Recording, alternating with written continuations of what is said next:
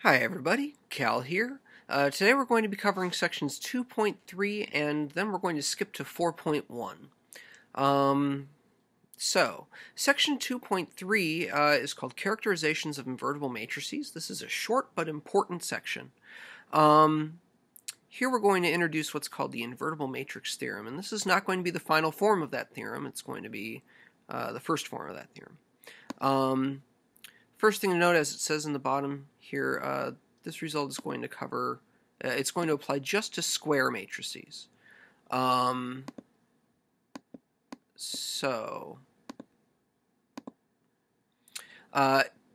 presented here in Theorem 8. Let A be a square n by n matrix, and the following statements are equivalent, meaning for a given matrix A, they're either all true or all false. And the first one is A is an invertible matrix. And the rest of them are all different ways we can tell, or they're different results of having an invertible matrix. Most of these should seem really obvious if you've been following the discussion up to this point. I don't think there's a heck of a lot of mystery to things like B, C, D, E, F, and so on. You should note that there's more that we can say than just G. That's part of the statement here. We can go a little bit farther and say that AX equals B actually has a unique solution for every B in Rn, because if we have an invertible matrix, not only do we do the columns of A have to span Rn, they also have to be linearly independent.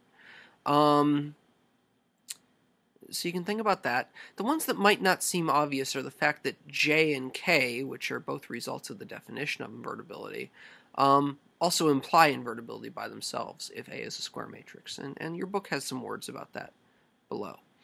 It also actually spells out what I was just saying about part G here at the bottom of the page. You don't need to memorize this theorem. You do need to understand this theorem. I would read through the proof. I would make sure you understand the logic of what's going on here. And I would read the example to kind of get a sense of what sorts of things we can say about this. There's a warning here in the middle of the page that this theorem applies only to square matrices, so just be aware.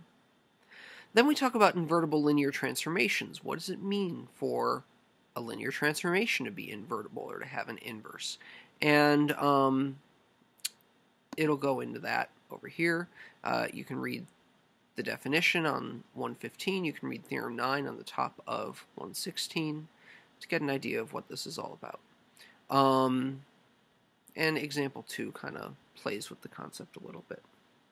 That's basically it for section 2.3. Like I said, a short section. And at this point, we're going to skip ahead to chapter 4.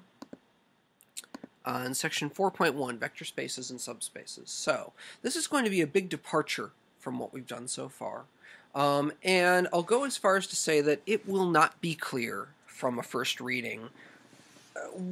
Well, you might understand what a vector space is, but you're really not going to understand why we care at this stage of the game. And that probably won't become clear for a number of sections once we start actually playing with these things. In section 4.1, we're going to give the definitions. What is a vector space, and what is a subspace? Here's the definition of a vector space. The important takeaways here. A vector space is a collection of objects called vectors, on which we have defined two operations, addition and multiplication by scalars. This should sound a little bit familiar. And then we have rules for how they work. The important rules are number 1, number 6, and then you can read the rest of these as algebra on vectors works the way you're used to. They follow all of the same rules that we're used to having. This should seem like an extraordinarily scary definition. It's not one that you need to have memorized. I would start reading through. This is not a terribly important blurb. over here, I would start reading through and get a sense of what vector spaces are like. The 5 examples here, examples 1, 2, 3, I would especially pay attention to examples 1, 4, and 5, give some ideas of what vector spaces might be like, what kinds of objects they are. I would read 2 and 3, but you might find them confusing. 1, 4, and 5 will actually be important for us.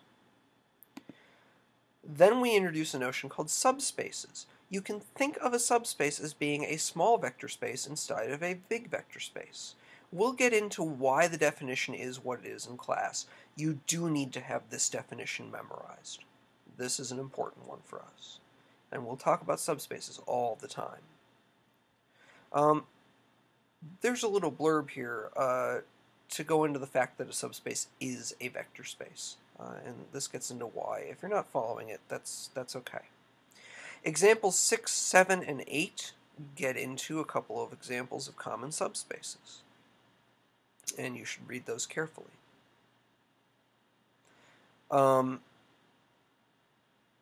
Example 9 might be important for a certain IRAC question. Then we get into the idea of a subspace spanned by a set. And example 10 goes into why the span of a pair of vectors is a subspace of whatever vector space those vectors live in. This is pretty important. I would read example 10 pretty carefully. This also gets into the kind of logic you need in order to show that a set is a subspace. It's kind of hard. This is like formalized arguing here. Finally, we have Theorem 1, which restates example 10 for the span of any amount of vectors. This is an important way that we can tell whether something is a subspace. If you can write a set as a span of a number of vectors, it's a subspace of whatever space it lives in. So Theorem 1 is pretty important for us.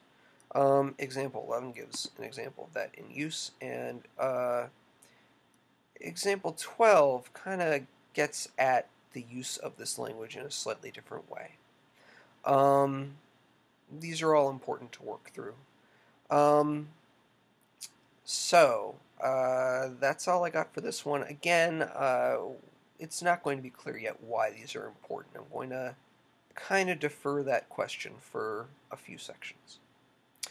And that's what we got, so I'll see you next time.